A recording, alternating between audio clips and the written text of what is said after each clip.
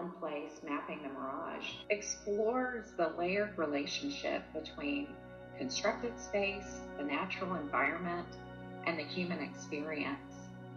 It focuses on how the built environment not only reflects, but actively shapes our perceptions of self, place, and society.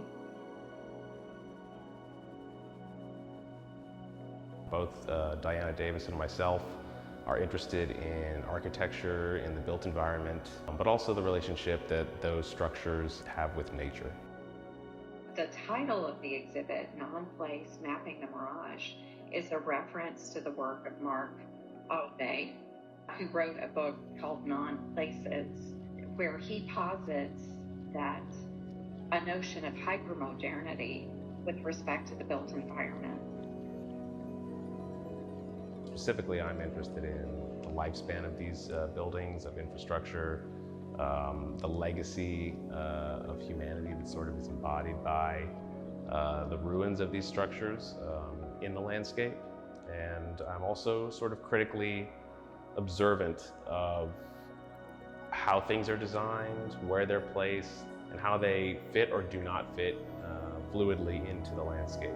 My work in particular utilizes the poetics of light, shadow, and architectural form to try to blur the classical distinctions between subject and object. In so doing, both my work and Alexander's work are focused on our contemporary life in the built environment. The exciting thing about having this exhibition at Throughline for me is sort of where it's located. We're here in Midtown in a historic building across from essentially a vacant parking lot. One of the tiny slices of public transportation that exists in the city comes right by our building, and we have this great window that just connects us directly to that landscape inside and outside of the gallery. I particularly wanted to have fun in the space with this show. I've embraced the black of the floor as sort of a nebulous, non-existent floor in a way. I like the idea of it as a void. Matching that color with my frames of my printed works to try to bring them out of or connect them back to the floor. And my sculpture sort of sitting in it's sort of floating above that plane as well.